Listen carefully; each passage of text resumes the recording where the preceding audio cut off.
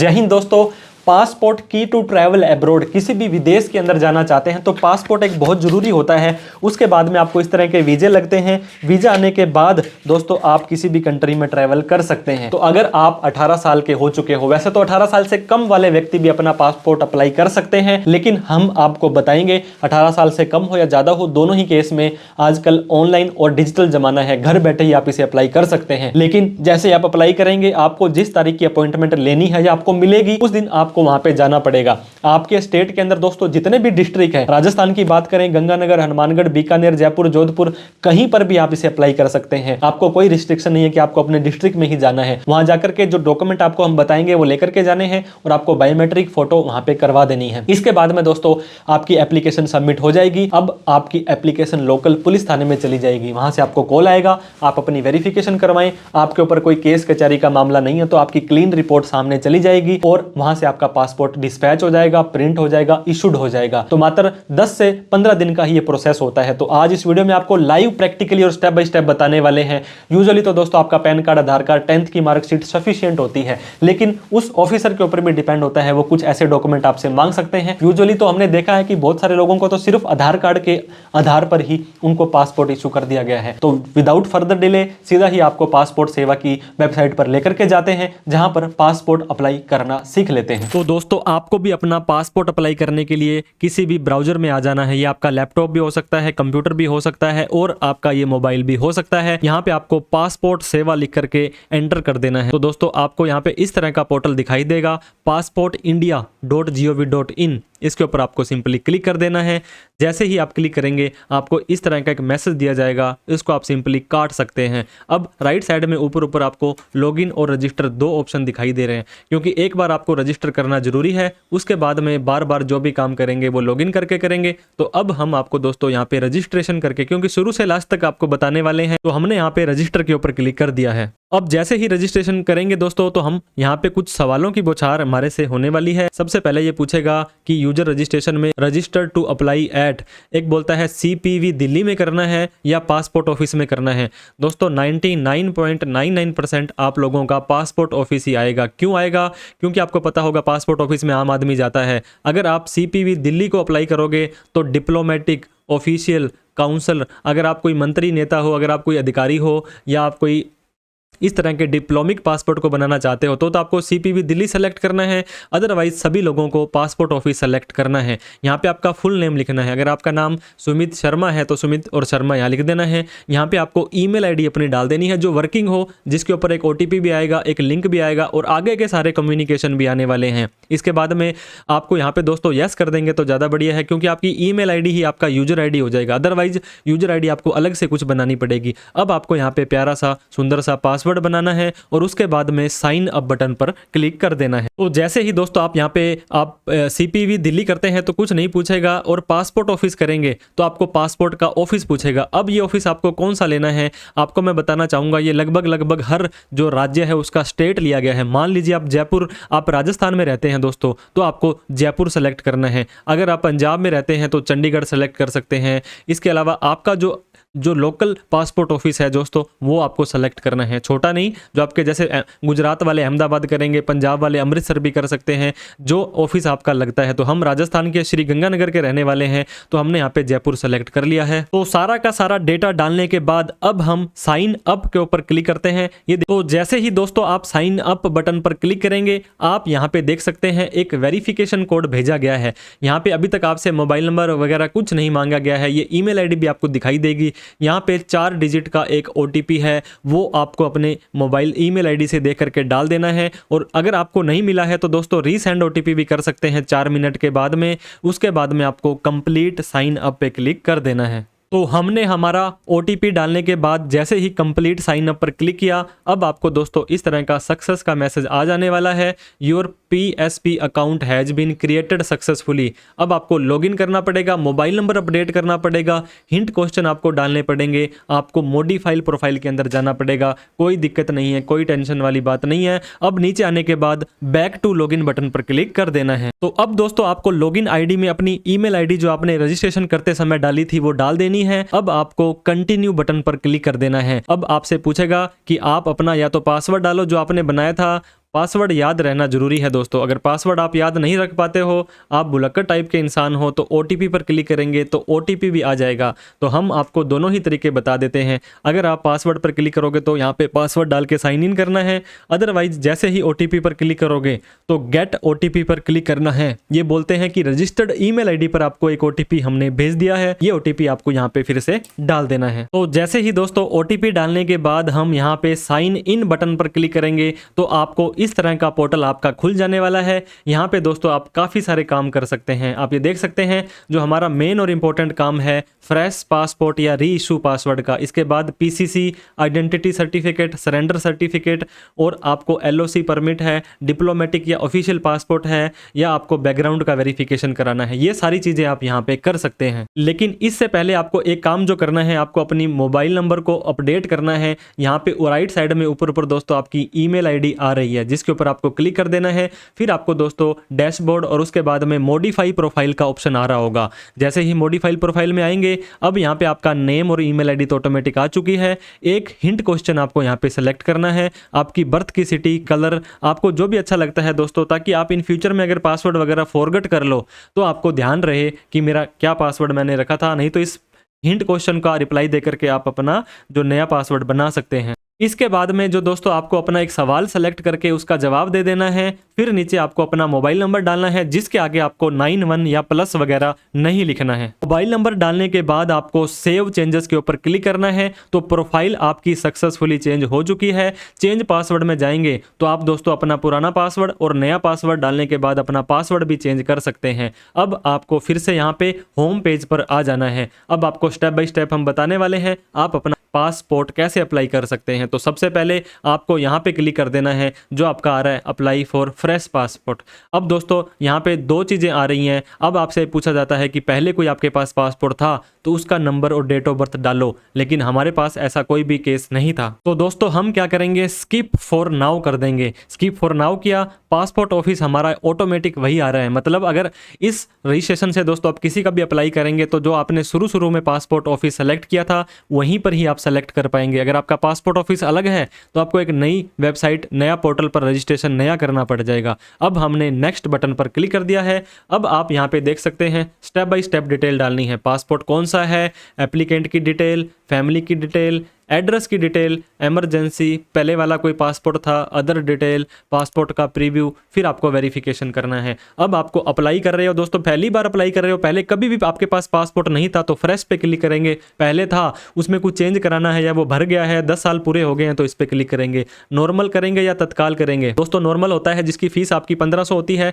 तत्काल की फीस ज़्यादा आती है। आजकल तो नॉर्मल भी 10 से 15 दिनों में आपके घर पे बन के आ जाता है, और बहुत जल्दी चाहिए आपको 5-7 दिनों में ही तो तत्काल पर क्लिक करें। अगर आप घूमने फिरने के ज़्यादा शौकीन हैं और आप चाहते हैं कि जल्दी से आपका पासपोर्ट ना भरे तो 500 रुपये ज़्यादा लगेंगे, 60 पेज का बनवा लें। अदरवाइज 36 पेज का भी आप यहाँ पे अप्लाई कर सकते हैं। तो हमने फ्रेश कर दिया, नॉर्मल कर दिया, 36 पेज कर दिया। अब सेव एंड नेक्स्ट बटन पर क्लिक कर देना है। तो दोस्तों हमारा पहला जो टिक है ये देखिए ग्रीन हो चुका है। ऐसे करके हमें सारे के सारे ग्रीन करने हैं। अब हमारा गिवन नेम, मान लीजिए आपका नाम सुमित शर्मा है तो गिवन नेम में आ जाएगा दोस्तों सुमित, सरनेम में आ जाएगा शर्मा। अगर आपका नाम अकेला ही सुमित है तो यहाँ पे गिवन नेम के अंदर आ जाएगा, सरनेम में कुछ भी नहीं आएगा। यहाँ पे तो डालना जरूरी है ही है।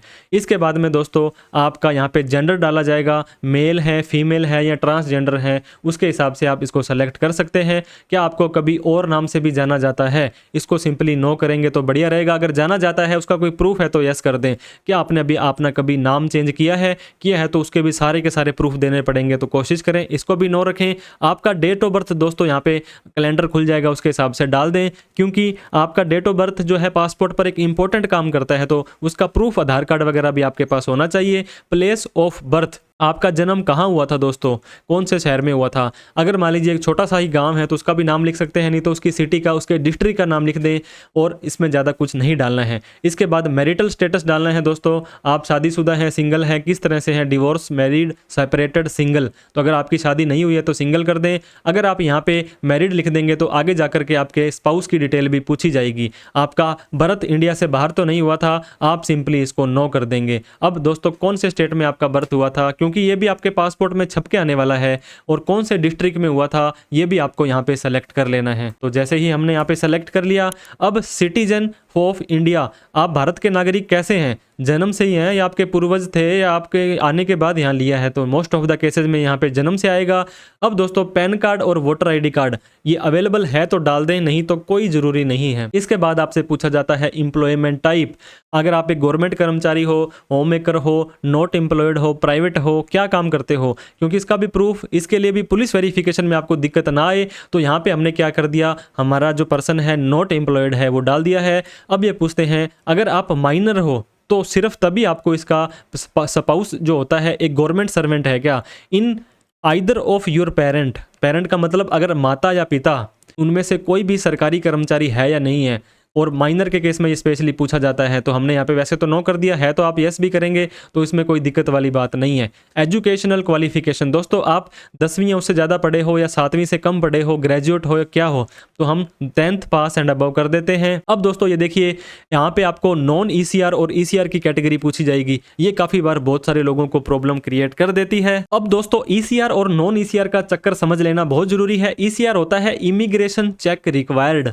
मतलब आपकी चेकिंग एडिशनली डिटेल में की जा सकती है, और नॉन ECR का मतलब है कि आपकी जो चेक एडिशनल चेक रिक्वायर है वो नहीं करने हैं, नॉन ECR के ऊपर ही यस करना है। लेकिन कौन कौन कर सकता है दोस्तों नॉन ECR का, अगर आपने करना चाहते हो तो जैसे ही आप क्लिक हेयर करोगे, अगर आप दोस्तों ये देखिए 10वीं से पास हो, 10वीं या उससे ज़्यादा आपकी पढ़ाई है, आप एक डिप्लोमेटिक पासपोर्ट है, आप गेजेटेड ऑफिसर हो, आप इनकम टैक्स की रिटर्न भर रहे हो और टैक्स भर रहे हो, इसके अलावा ये देखिए दोस्तों यहाँ पे चार्टर्ड अकाउंटेंट भी आया है, कॉस्ट अकाउंटेंट है, चार्टर्ड अकाउंटेंट है, ये सभी लोग हैं, ये नॉन ECR के अंदर ऑटोमेटिक ही चले जाएंगे। इसके अलावा भी काफ़ी सारी सूचना दी गई है, तो इसको हम ज़्यादा डिटेल में ना देखते हुए हम वापस से हमारे फोरम में आ गए हैं और हमें नॉन ECR डॉक्यूमेंट चाहिए, तो हमने यस कर दिया है। अब आपके शरीर पर कोई निशान है दोस्तों, कोई चोट का निशान है या कुछ भी है, वो आप यहाँ पे डाल सकते हैं। आधार नंबर अगर आपके पास है तो डालें, नहीं है तो कोई ज़रूरी नहीं है, लेकिन हम ये रिकमेंड करेंगे आधार नंबर डालने के बाद यहाँ पे आई एग्री को यस करने के बाद सेव एंड नेक्स्ट बटन पर क्लिक कर देना है। तो दोस्तों सारा का सारा डेटा डालने के बाद सेव एंड नेक्स्ट बटन पर आपको क्लिक कर देना है। सेविंग डाटा आपको दिया जाएगा और आप यहाँ पे भी देख सकते हैं आपकी एप्लीकेशन रेफरेंस नंबर ये भी जारी हो चुका है। इसका कहने का क्या मतलब है कि अब आपकी लीगली और अच्छे तरीके से फाइल लगनी स्टार्ट हो चुकी है। यहाँ पर भी अगर आप देखेंगे आकर के तो आपका जो सेकंड ऑप्शन है दोस्तों वो भी इनेबल हो चुका है, मतलब पासपोर्ट टाइप के बाद आपकी एप्लीकेंट की डिटेल भी आ चुकी है। अब आपकी फैमिली की डिटेल हमें यहाँ पे देनी पड़ेगी दोस्तों। अगर आप यहाँ पे मैरिड लिखते तो आपके स्पाउस का नेम भी पूछा जाता, लेकिन अब यहाँ पे आपके फादर का नेम और उनका सरनेम, मदर का नेम और सरनेम, इसके बाद में लीगल गार्जियन अगर आप 18 साल से कम हो या आपके मदर या फादर की डिटेल नहीं डालनी पा रहे हो तो आपको यहाँ पे डालना है, अदरवाइज यहाँ पे आपको कुछ भी नहीं डालना है। मदर और फादर की डिटेल डालने के बाद सेव एंड नेक्स्ट बटन पर आपको क्लिक कर देना है। तो आप यहाँ पे दोस्तों फिर से देख सकते हैं आपकी जो फैमिली की डिटेल है ये भी कन्फर्म हो चुकी है।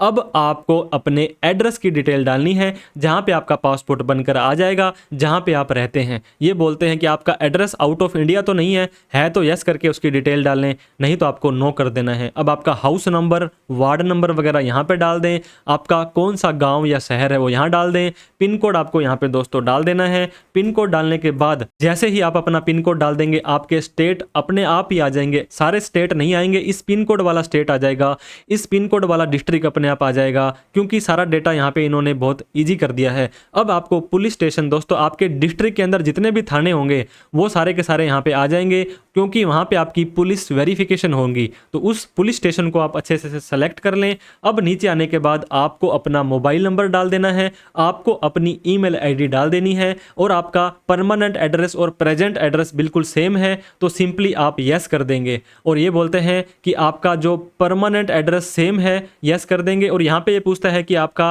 परमानेंट एड्रेस अवेलेबल है या नहीं है, उसको भी हम सिंपली यस कर देंगे। तो सारा का सारा डेटा डालने के बाद दोस्तों सेव एंड नेक्स्ट बटन पर आपको क्लिक करना है। अब आपको ये बोलेगा आपकी मेल आईडी पोर्टल पर अलग थी और यहाँ पे अलग थी, तो आपको हम कम्युनिकेशन जो भेजेंगे वो इस मेल आईडी पर भेजेंगे, कोई दिक्कत नहीं है। ओके पर आपने क्लिक कर दिया है। इसके बाद में दोस्तों आप ये देख सकते हैं आपकी जो एड्रेस की डिटेल है वो भी कन्फर्म हो चुकी है। अब हमें इमरजेंसी कॉन्टैक्ट में आ जाना है। कोई इमरजेंसी हो जाती है तो किस व्यक्ति से कॉन्टैक्ट किया जाएगा, वहाँ पे उसका नाम और एड्रेस डाल दें, उसका मोबाइल नंबर डाल दें, ईमेल और टेलीफोन डालने की कोई ज़रूरत नहीं है। तो हमने नाम नाम, एड्रेस और मोबाइल नंबर डालने के बाद सेव एंड नेक्स्ट बटन पर क्लिक कर देना है। ये देखिए दोस्तों, इमरजेंसी कॉन्टैक्ट भी कंफर्म हो चुका है। अब प्रीवियस पासपोर्ट के बारे में पूछा जाएगा, क्या पहले कभी आपने पासपोर्ट अप्लाई किया था।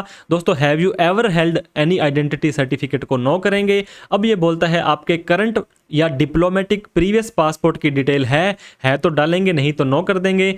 आपने कभी अप्लाई किया था पासपोर्ट के लिए और आपको इशू नहीं हुआ, अगर किया था तो यस करके उसका फाइल नंबर आपको यहाँ पे डालना पड़ेगा, नहीं तो सिंपली नो करके सेव एंड नेक्स्ट बटन पर आपको क्लिक कर देना है। तो दोस्तों, आपके प्रीवियस पासपोर्ट की डिटेल भी कंफर्म हो चुकी है। अब हमें अदर डिटेल्स डालना है। अदर डिटेल्स, वैसे तो इन्होंने अदर लिख दिया, लेकिन ये बहुत काम की डिटेल है। ये बोलते हैं कि आपके ऊपर कोई केस, मुकदमा, पुलिस कर्मचारी, इस तरह का कोई भी आपको डिटेन किया गया था, कोर्ट ने आपको कभी रोका था, कभी आपका पासपोर्ट रिफ्यूज हुआ था, आपका पासपोर्ट इम्पाउंड हुआ था, तो लगभग सभी के अंदर ही नो आने वाला है। अगर एक के अंदर भी यस करते हैं दोस्तों, तो आपके पासपोर्ट बनने में दिक्कतों का सामना करना पड़ सकता है। आप इन सभी को नो कर दें। अगर आपके यस है तो यस करना ही पड़ेगा, अदरवाइज फिर भी अगर आप ऐसा करते हैं तो आपको यस करते हैं तो दिक्कतों का सामना करना पड़ सकता है। अब हमने सेव एंड नेक्स्ट बटन पर क्लिक कर दिया है, तो दोस्तों डाटा सेव हमारा ऑटोमेटिक होता जा रहा है। अब आपका पासपोर्ट का रिव्यू दिखा रहा है, देखिए पासपोर्ट प्रीव्यू,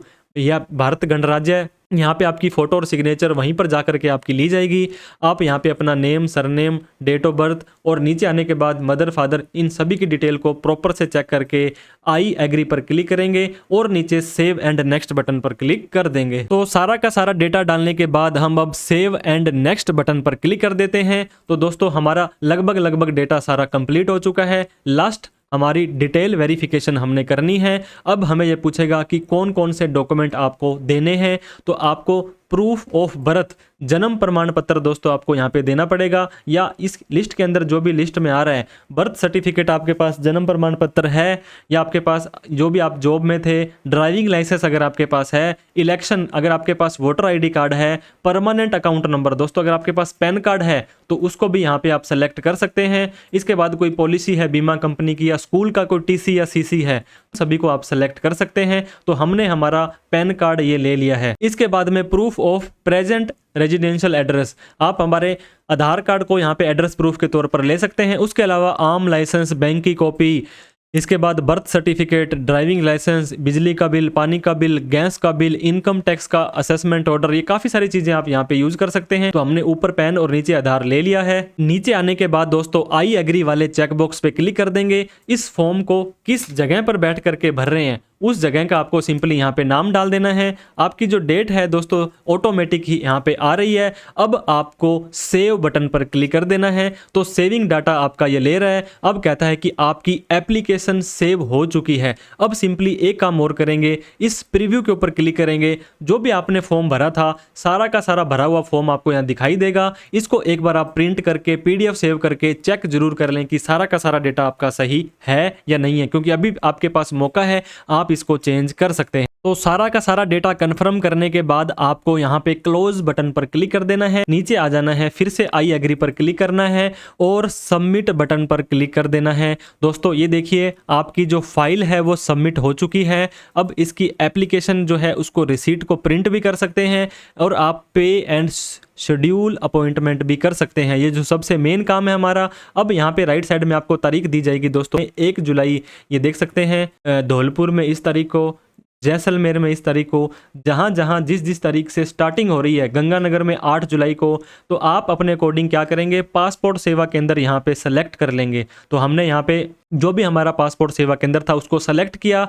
अब नीचे आने के बाद अर्लीस्ट जो स्टार्टिंग की तारीख है वो तो आपको बता देगा। अब यहाँ पे आप देखें, जैसे ही नेक्स्ट पर क्लिक करेंगे जो आपको ग्रीन दिखा रहा है, इन तारीखों के अंदर आप कभी भी जा सकते हैं। तारीख तो आप अपने हिसाब से ले लेंगे, लेकिन जो टाइम मिलेगा 10 बजे, 11 बजे, 12 बजे, उसी टाइम ही आपको वहाँ पे जाना पड़ेगा। कोई थोड़ा बहुत आधा घंटा 1 घंटा आगे नीचे हो सकता है। तो हमने दोस्तों 1 जुलाई को वहाँ पे जाना है, वो हमने यहाँ पे सेलेक्ट कर लिया है। नीचे आने के बाद अब आपको मेक पेमेंट पर क्लिक कर देना है। तो जिस भी पासपोर्ट सेवा केंद्र में आपने जाना है उसको सेलेक्ट करके मेक पेमेंट करें और ओके पर क्लिक आपको दोस्तों कर देना है। फिर से आपको नेम वगैरह आपका कंफर्म करना है। 1500 रुपए की फीस आपको देनी पड़ेगी। नीचे आने के बाद अब फिर से आपको यहाँ पे पे नाउ पर क्लिक कर देना है। अब पे नाउ पर क्लिक करेंगे दोस्तों तो काफी सारे ऑप्शन आपको दिखाई देंगे। एसबीआई में आपका खाता नहीं है तो टेंशन मत लें, क्योंकि एसबीआई का खाता सामने वाले डिपार्टमेंट का है। नेट बैंकिंग में चार्ज लगेंगे, अदर नेट बैंकिंग में ये charges, debit card, credit card, UPI दोस्तों सबसे बढ़िया, सस्ता, सुंदर, टिकाऊ जो हमारा है वो है यूपीआई। इस यूपीआई पे हमें कर देना है क्लिक। जैसे ही यूपीआई पर क्लिक करेंगे यहाँ पे क्यूआर कोड आपको दिखाई देगा, इस क्यूआर कोड पर आपको क्लिक कर देना है। और दोस्तों आपको नीचे एक छोटा सा क्यूआर कोड भी दिखाई देगा, इसको आपको अपने फ़ोन पे से, गूगल पे से, किसी भी ब्राउज़र से स्कैन कर लेना है। स्कैन करने के बाद जैसे गोलगप्पे वाले को 10 रुपये की पेमेंट करते हो, वैसे ही यहाँ पे 1500 की पेमेंट करने के बाद आपको थोड़ा सा वेट कर लेना है। तो जैसे ही आपकी दोस्तों पेमेंट हो जाती है, योर ट्रांजैक्शन स्टेटस सक्सेस हो चुका है और आपको ओके पर क्लिक कर देना है। ये बोलते हैं कि आपके 1500 रुपये आ गए हैं और आपको वेट करना है 10 सेकंड तक। आपको ये इसके पोर्टल पर नहीं लेके जाता है, पासपोर्ट सेवा वाले पर, तो आप क्लिक हेयर कर सकते हैं। ये ऑटोमेटिक लेकर के आ चुका है। अब दोस्तों आपकी अपॉइंटमेंट बुक्ड सक्सेसफुली हो चुकी है। जैसे आप नीचे आएंगे तो आपको जो टाइम दिया गया है ये देख सकते हैं, ये 15:30 से 15:45 मतलब दोपहर के, ये आपको जो भी टाइम दिया गया है उस टाइम पर आपको इस पासपोर्ट सेवा केंद्र पर पहुंच जाना है। इसके लिए आपको क्या क्या लेके जाना है दोस्तों वो मैं आपको सिंपली बता दूं। एक तो प्रिंट अपॉइंटमेंट रिसीट, जो आपकी रिसीट है अपॉइंटमेंट की, ये आपको जरूर लेकर के जानी है। ये आपको यहाँ पे दोस्तों दिख जाएगी। इस पे राइट साइड पे क्लिक करेंगे, व्यू पर क्लिक करेंगे तो आपकी यहाँ पे ये अपॉइंटमेंट की रिसीट। तो जैसे ही थोड़ा सा नीचे आप आएंगे, आप ये काम और भी कर सकते हैं, इस अपॉइंटमेंट को कैंसिल भी कर सकते हैं। सपोर्टिंग डॉक्यूमेंट कुछ अपलोड करना चाहते हैं, हालांकि कोई जरूरी नहीं है, और रीशेड्यूल भी कर सकते हैं। एक तारीख को आप नहीं जा पाओगे तो 2, 3, 5 को और भी तारीख कर सकते हैं। अब एप्लीकेशन के अंदर प्रिंट एप्लीकेशन रिसीट का ऑप्शन आपको दिखाई दे रहा होगा, जो आपको साथ लेकर के जानी है। इस पे आपको क्लिक करना है। नीचे आने के बाद दोस्तों आपको इसको यहाँ पे प्रिंट एप्लीकेशन रिसीट पर जैसे ही क्लिक करेंगे तो आपको इस तरह का पोर्टल खुलता है। आपका बैच नंबर, सीक्वेंस नंबर और ये टाइमिंग आपको दी गई है दोस्तों। इस टाइम पर आपको यहाँ पे जो एड्रेस भी दिया गया है ये वाला, यहाँ पे आपको पहुँच जाना है। यहाँ पे जाने के बाद आपको अपनी, एक मैंने आपको बताया था, अगर आप डेट ऑफ बर्थ के प्रूफ पर यहाँ पे जो भी सेलेक्ट करते हैं, आपने अपना पैन कार्ड लिया था तो पैन कार्ड, या आपका बर्थ सर्टिफिकेट है तो वो ले लें। इसके बाद आप अपना आधार कार्ड ले लें, वोटर आईडी कार्ड ले लें, ड्राइविंग लाइसेंस ले लें, क्योंकि जितने डॉक्यूमेंट होंगे उनके अंदर आपको ये ध्यान रखना है कि आपका नेम, डेट ऑफ बर्थ और एड्रेस वगैरह सारा का सारा सेम होना चाहिए। नीचे आएंगे, लास्ट में आने के बाद आपको प्रिंट एप्लीकेशन रिसीट करके इसको सेव कर लेना है। तो दोस्तों इस तरह से आप इसे क्लोज भी कर सकते हैं और सबमिटेड एप्लीकेशन में यहाँ पे आ जाएगा कि आपकी एप्लीकेशन सबमिट है, इस तारीख को अपॉइंटमेंट है, इस तारीख को सबमिट की थी, ये आपका नाम है, ये आपकी फाइल नंबर है, और ऑर्डिनरी आपने अप्लाई किया था, ये आपकी मेल आईडी है। तो दोस्तों इस तरह से आप अपना पासपोर्ट अप्लाई कर सकते हैं। पासपोर्ट से रिलेटेड किसी भी तरह की कोई प्रोफेशनल हेल्प आपको चाहिए हो तो दिए गए नंबर पर आप हमें कॉल, मैसेज, व्हाट्सअप कर सकते हैं। वीडियो अच्छी लगी हो तो लाइक करके, अभी तक हमें सब्सक्राइब नहीं किया तो सब्सक्राइब कर लें, क्योंकि काफ़ी सारी इन्फॉर्मेटिव वीडियो आपको हमारे चैनल पर आगे भी मिलती रहेगी। कोई डाउट, क्वेरी, क्वेश्चन हो तो कमेंट करें। इस वीडियो को उन सभी लोगों में शेयर जरूर करें दोस्तों जिन्होंने अपना पासपोर्ट बनाना है लेकिन उनको प्रोसेस नहीं पता था, वो कम से कम खर्चे में पासपोर्ट बनाना चाहते हैं। तो thank you so much for watching this video. जय हिंद, जय भारत।